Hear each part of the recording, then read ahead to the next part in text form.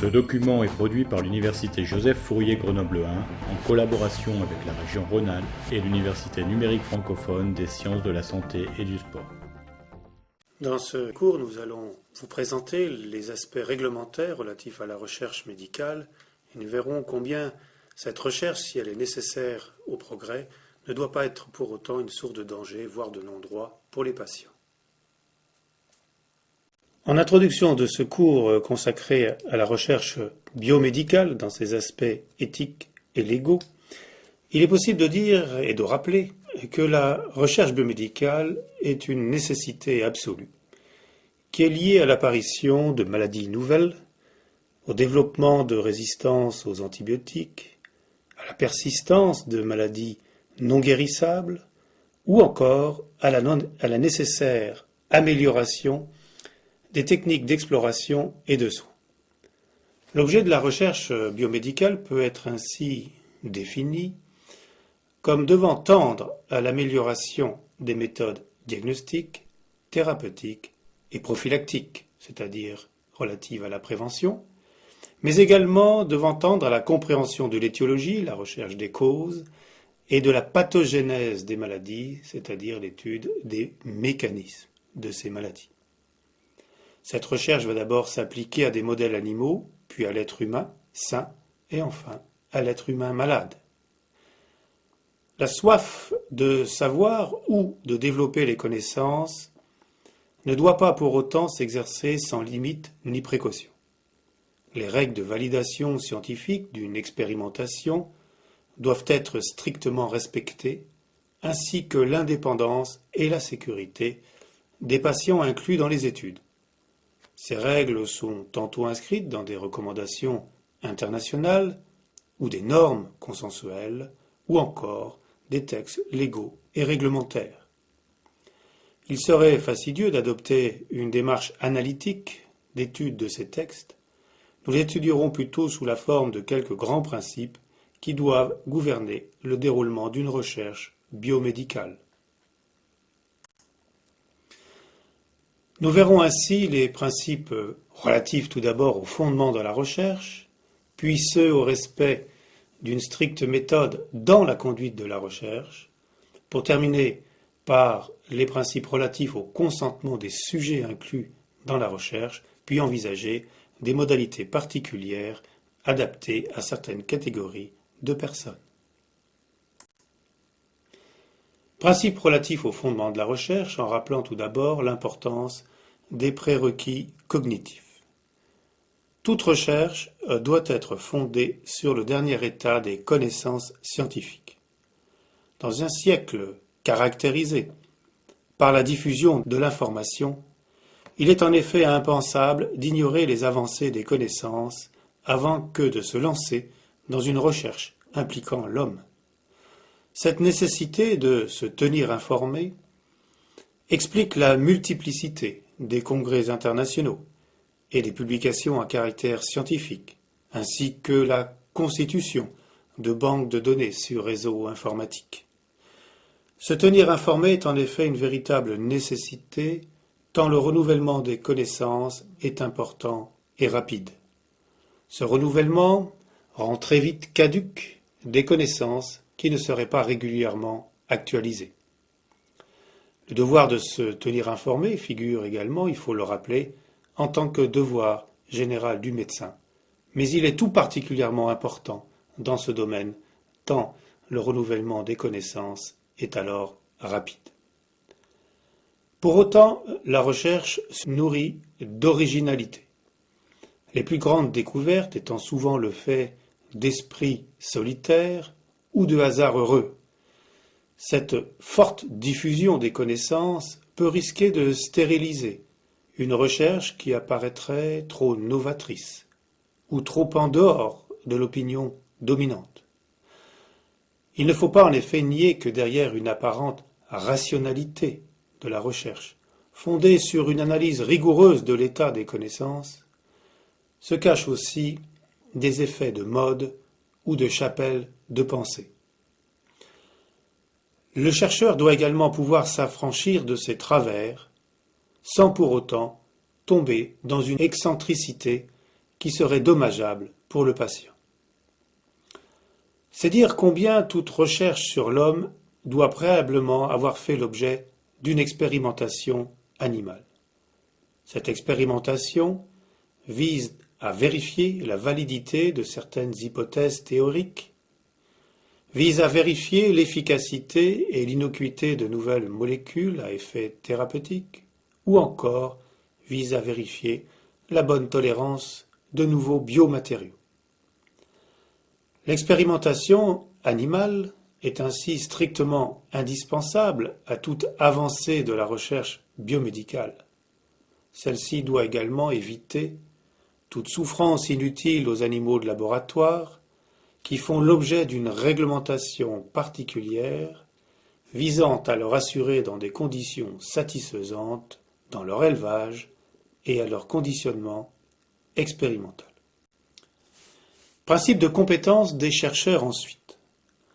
La loi française ne reconnaît pas à n'importe quel médecin le droit d'entreprendre des expérimentations dans le cadre de la recherche biomédicale, sauf cas particulier, s'agissant de recherches ne comportant que des risques négligeables et n'ayant aucune influence sur la prise en charge médicale des personnes. Seuls en effet les médecins, pourvus d'une formation et d'une expérience en rapport avec l'objet de la recherche, peuvent conduire une recherche biomédicale. L'apprentissage de la recherche ne peut ainsi se concevoir dans l'isolement. Il devra s'entreprendre au sein d'équipes structurées, disposant de l'expérience et des connaissances nécessaires, et après un cursus spécifique de formation à la recherche. Le niveau de recrutement a également, comme dans d'autres domaines, suivi une courbe ascendante, avec des exigences accrues de formation théorique et pratique. Ces filières de la recherche passent sur le plan universitaire par la soutenance d'une thèse de doctorat.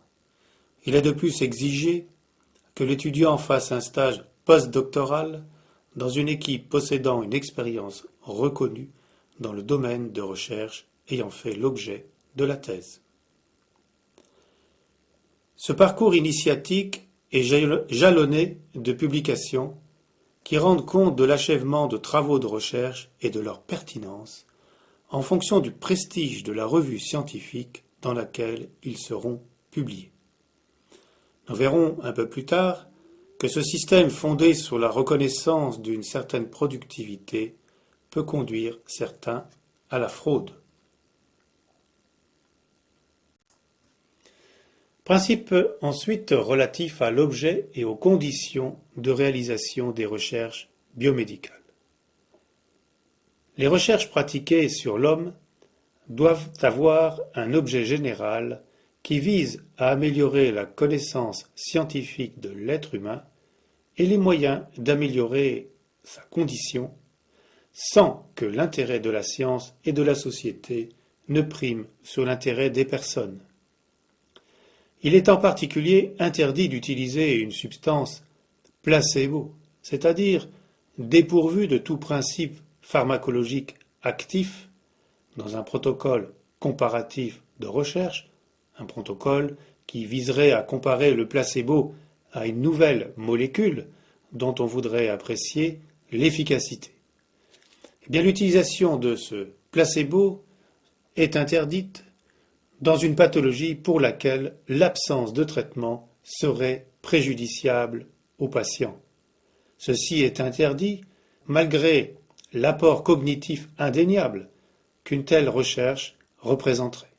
L'intérêt scientifique ne prime pas sur la sécurité du patient. Toutes les recherches pratiquées sur l'homme doivent respecter un équilibre satisfaisant entre le bénéfice escompté à court ou moyen terme et les risques encourus du fait de la recherche. Elles doivent également réduire au minimum la douleur, les désagréments, la peur ou tout autre inconvénient possible lié à la maladie ou à la recherche. Ces recherches doivent être conduites dans des conditions matérielles qui vont garantir rigueur scientifique et sécurité.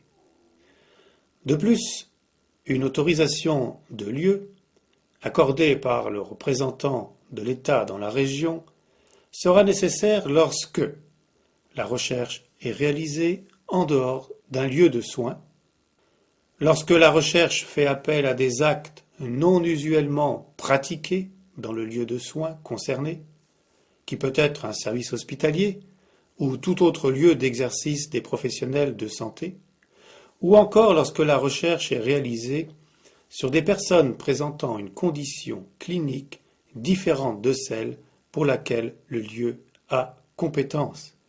Toutes ces exigences sont inscrites dans la loi sous l'article L. 1121-15 du Code de la santé publique. Le promoteur de la recherche doit enfin soumettre le projet à l'avis d'un comité de protection des personnes dans la recherche biomédicale situé dans sa région d'activité. Les projets ayant fait l'objet d'un avis défavorable du comité peuvent faire l'objet d'un deuxième examen par un autre comité désigné alors par le ministre chargé de la Santé. Le comité est composé de membres nommés par le préfet de région, choisis sur une liste préalablement établie pour leur indépendance et leur compétence sur les questions éthiques, sociales, psychologiques, juridiques et enfin biomédicales, ainsi que définies par l'article 1123-2 du Code de la santé publique. Le comité donne son avis par écrit à l'investigateur sur les conditions de validité de la recherche, notamment les modalités de recueil des consentements, la pertinence générale du projet dans ses objectifs, dans ses moyens, dans ses expérimentateurs, et communique enfin au ministère tout avis défavorable. En cas de recherche menée sans l'avis préalable du comité consultatif de protection des personnes, ou encore en cas de poursuite d'une expérimentation malgré un avis défavorable du ministère de la Santé ou de l'Agence française de sécurité sanitaire des produits de santé, l'investigateur s'expose à des sanctions pénales, peine d'emprisonnement jusqu'à 1 an et ou d'amende jusqu'à 15 000 €, selon l'article 1126-5 du Code de la santé publique. Principe ensuite relatif au respect d'une stricte méthode dans la conduite de la recherche. Toute recherche repose sur une démarche rigoureuse qui impose dans un premier temps à élaborer l'hypothèse de travail. Cette hypothèse, nous l'avons vu, devra être confrontée aux données actuelles de la science, données qui vont également l'enrichir et contribuer à mieux la définir. La définition du plan d'expérimentation constitue l'étape suivante. Ce plan d'expérimentation devra comprendre la définition des critères d'inclusion et d'exclusion des patients ou des témoins s'il s'agit de recherche humaine, l'objectif étant d'obtenir une population la plus homogène possible. Puis l'on définira les paramètres d'observation quantitatifs, tels que la valeur de la tension artérielle, de la fréquence cardiaque, ou les paramètres d'observation qualitatifs, qualification des douleurs ou d'un état dépressif. Les sujets reconnus éligibles, c'est-à-dire ayant satisfait aux critères d'inclusion et d'exclusion, ces sujets éligibles vont être répartis dans les différents groupes expérimentaux par tirage au sort.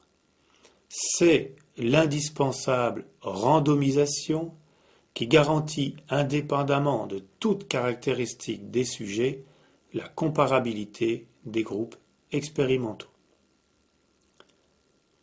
Le nombre de sujets à inclure fait également l'objet d'un calcul d'effectifs théorique préalable. Ce calcul tient compte des variations d'effets attendus de groupe à groupe et de la variabilité naturelle des paramètres mesurés. La phase de recueil des informations est capitale, car aucun phénomène subjectif ne doit interférer avec l'observation. Pour prévenir cette influence du subjectif qui peut tendre à optimiser les résultats d'une étude, on a recours à des méthodes soit en simple aveugle, par exemple le patient ne connaît pas le traitement qui lui est appliqué, ou mieux encore en double aveugle, le sujet examiné et l'observateur ne savent pas quel est le traitement en cours d'observation. Enfin, pour mieux préciser les effets d'une thérapeutique, on pourra avoir recours à des études contre placebo pour distinguer de façon précise la part liée à l'effet pharmacologique de celle liée à l'effet psychologique de la prise d'un comprimé. En effet, il est constant d'observer que la prise d'un comprimé, fût-il complètement inactif sur le plan pharmacologique, est susceptible d'entraîner des améliorations spectaculaires de nombreux symptômes. Cette amélioration peut ainsi donner l'impression d'une efficacité pharmacologique à un produit qui en est totalement dépourvu. De telles études ne doivent être entreprises, nous l'avons déjà évoqué, que si l'utilisation d'un placebo n'est pas susceptible d'aggraver l'état d'un patient ou d'empêcher une évolution défavorable. Vient ensuite la phase d'exploitation des résultats. Celle-ci fait appel aux méthodes statistiques qui doivent être strictement choisies en fonction de leur applicabilité au plan expérimental et à la nature des résultats, et non en fonction de leur plus ou moins grande complaisance attendue vis-à-vis des résultats. Pour terminer, la reproductibilité des résultats doit être vérifiée, tant les risques d'erreur peuvent être importants. Risque d'erreur par excès ou par défaut. Cette vérification de la responsabilité, pour terminer, la reproductibilité des résultats doit être vérifiée, tant les risques d'erreur peuvent être importants. Risque d'erreur par excès ou par défaut. Cette vérification de la reproductibilité s'attachera à apprécier d'une part la variation intra-essai, c'est-à-dire la variation observée entre les mesures effectuées chez un même sujet. On étudiera également la variation inter-essai, c'est-à-dire la variation observée entre plusieurs individus soumis au même protocole ou entre plusieurs expérimentations soumises ou accomplies à des moments différents. Principe relatif au consentement des sujets inclus dans une recherche biomédicale. Le consentement de la personne que l'on désire inclure dans un protocole de recherche est indispensable. En son absence, l'investigateur s'expose à des poursuites pénales. Ce consentement est, selon les termes de la loi, dit libre, éclairé et express. Libre, ceci signifie qu'il doit s'obtenir en dehors de toute contrainte. Éclairé, qu'il doit faire suite à une information simple, intelligible et loyale. Express, enfin, veut dire qu'il s'applique strictement et uniquement à la recherche pour laquelle il est sollicité. Le consentement est écrit ou à défaut attesté par un tiers totalement indépendant de l'investigateur ou du promoteur en cas d'impossibilité, toute disposition prévue par l'article 1122-1-1 du Code de la santé publique. L'investigateur ou un médecin qui le représente doit fournir une information précise sur l'objectif, la méthodologie, la durée de la recherche. mais aussi sur les bénéfices attendus, les contraintes et risques prévisibles, y compris en cas d'arrêt de la recherche avant son terme, ou encore sur les éventuelles alternatives médicales, les modalités de prise en charge en fin de recherche ou en cas de sortie prématurée, et enfin, information sur le droit de la personne à recevoir des informations sur sa santé détenues par l'investigateur et son droit de refuser à participer au protocole ou de retirer son consentement à tout moment. En cas de risque relatif à la révélation d'un diagnostic ou d'un pronostic défavorable, et en accord avec le code de déontologie, souvenez-vous de ces raisons légitimes pour lesquelles le médecin pouvait taire certaines informations. Ceci est également possible en matière de recherche, mais le protocole doit par contre en porter la mention. De même, dans une recherche en psychologie, l'objectif et sa méthodologie ne peuvent être révélés qu'à l'issue de celle-ci, si elle ne porte que sur des volontaires sains et ne présente aucun risque sérieux. Les informations communiquées à la personne doivent être résumées dans un document écrit qui lui sera impérativement remis. Enfin, les personnes incluses ont le droit d'être informées des résultats globaux de la recherche selon des modalités qui devront être prévues à l'avance par le protocole, disposition prévue par l'article 1122-1 du Code de la santé publique.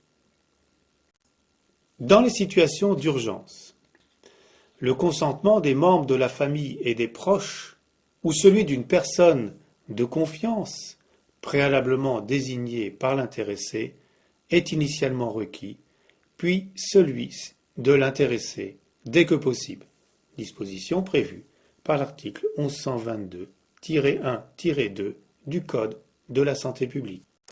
Autre cas particulier, les mineurs majeurs protégés par la loi et les majeurs hors d'état d'exprimer leur consentement.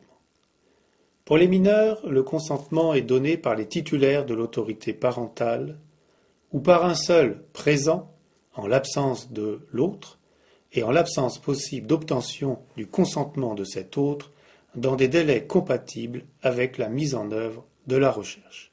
Autre condition, la recherche ne doit comporter que des risques et des contraintes négligeables, n'avoir aucune influence sur la prise en charge médicale du mineur et être réalisée à l'occasion d'actes de soins.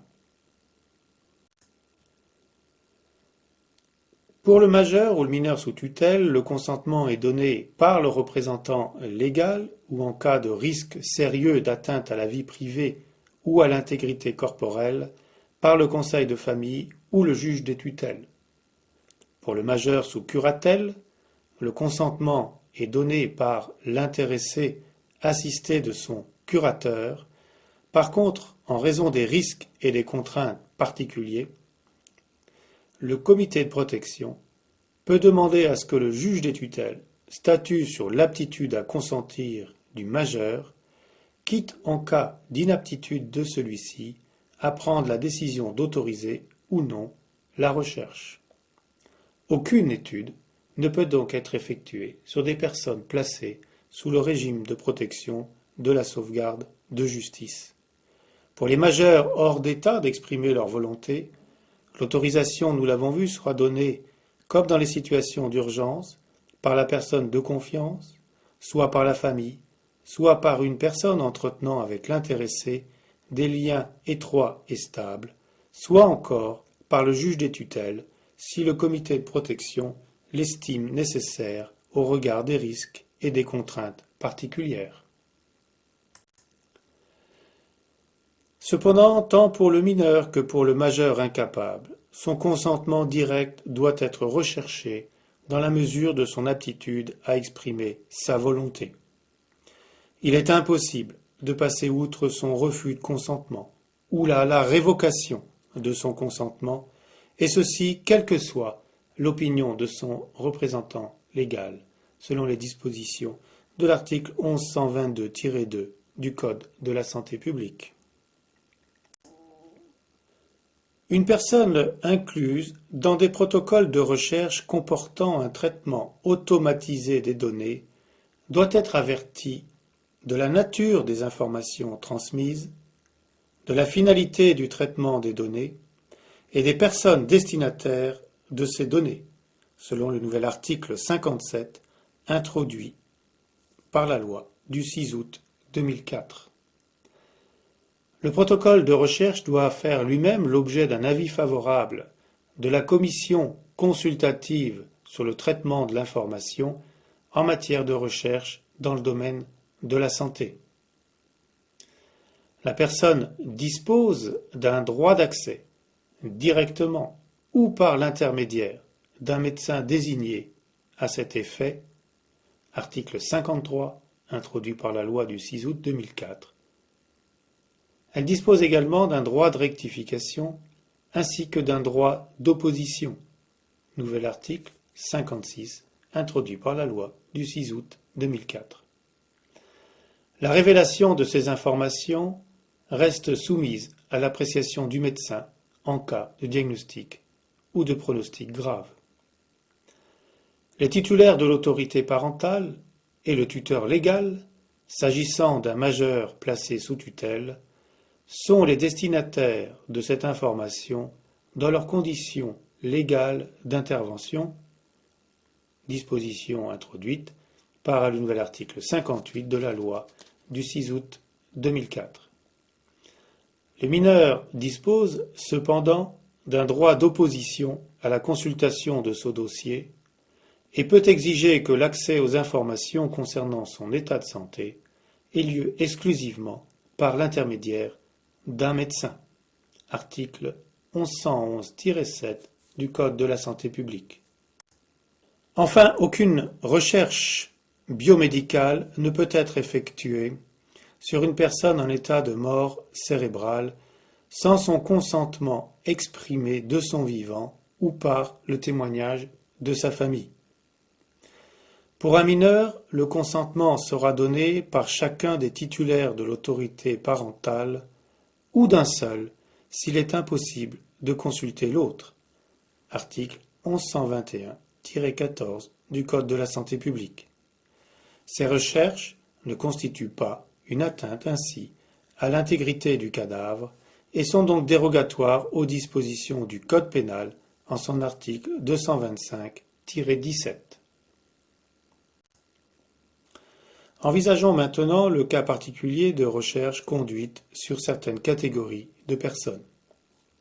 S'agissant de femmes enceintes, parturientes, c'est-à-dire qui accouchent ou qui allaitent, celles-ci, selon l'article 1121-5 du Code de santé publique, ne pourront être inclus que dans des recherches qui se justifient par l'importance du bénéfice escompté par rapport au risque prévisible encouru. Ces recherches doivent être justifiées par le bénéfice escompté par d'autres femmes ou enfants se trouvant dans la même situation, à condition que ces recherches ne puissent être faites autrement, et enfin, à condition que ces recherches ne comportent que des risques et des contraintes minimaux. Concernant les personnes privées de liberté, les malades mentaux hospitalisés sans consentement, sous le régime de l'hospitalisation sur demande d'un tiers, article L. 3212-1 du Code de la santé publique, ou relevant du régime de l'hospitalisation d'office, article 3213-1, ces personnes admises dans un établissement sanitaire ou social pour un motif autre que la recherche sont également concernées. Leur recherche, selon l'article 1121-6 du Code de santé publique, doit alors se justifier par le bénéfice escompté pour ces personnes au regard des risques prévisibles ou pour d'autres personnes se trouvant dans la même situation juridique ou administrative, à condition que la recherche ne puisse être effectuée autrement et ne comporte que des risques et contraintes minimaux.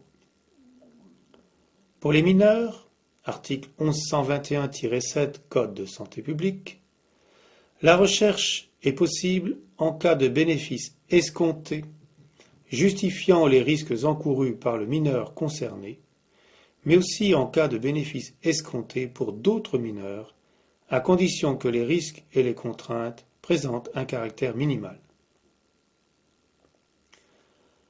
Enfin, s'agissant de personnes majeures, protégées, ou hors d'état d'exprimer leur consentement, la recherche sera possible selon l'article 1121-8 du Code de la santé publique, si l'importance du bénéfice escompté justifie les risques encourus par la personne, ou si le bénéfice escompté pour d'autres personnes placées dans la même situation justifie la recherche au regard des risques prévisibles et des contraintes qui doivent alors présenter un caractère minimal. En cas de pluralité des situations, les dispositions offrant la protection la plus favorable devront être appliquées, ainsi que nous le rappelle l'article 1121-9 du Code de la santé publique.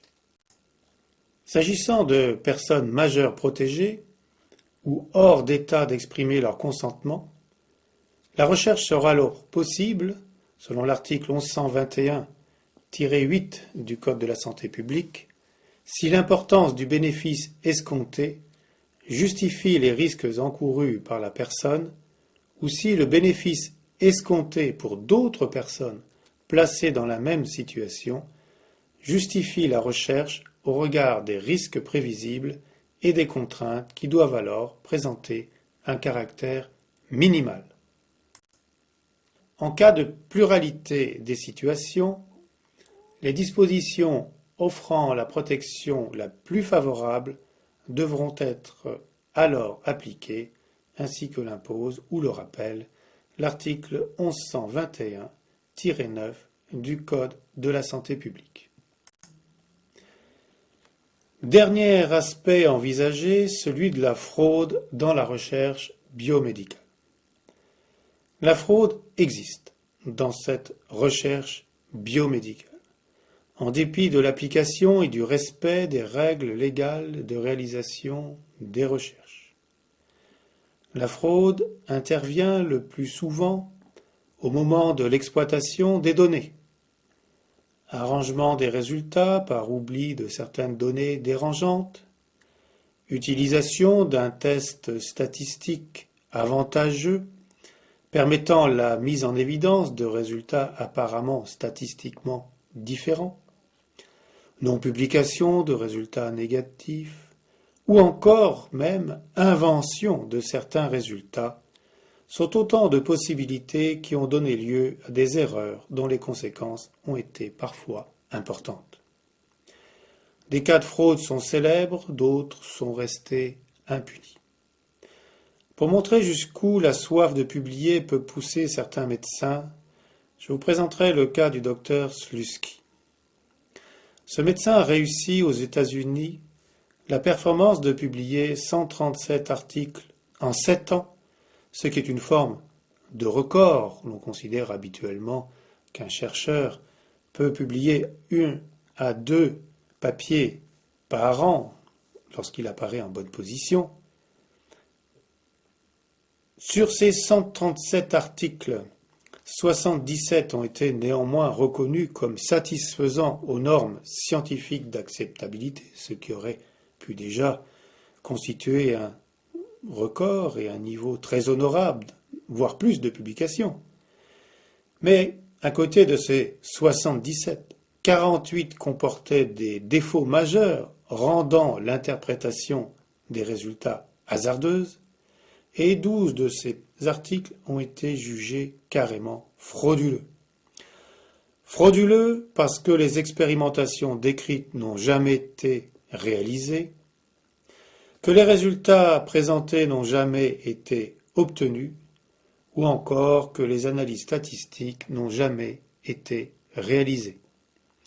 Toutes ces publications ont été rétractées, ce qui a conduit à retirer de publication un certain nombre de livres, notamment de cardiologie destinés aux jeunes médecins.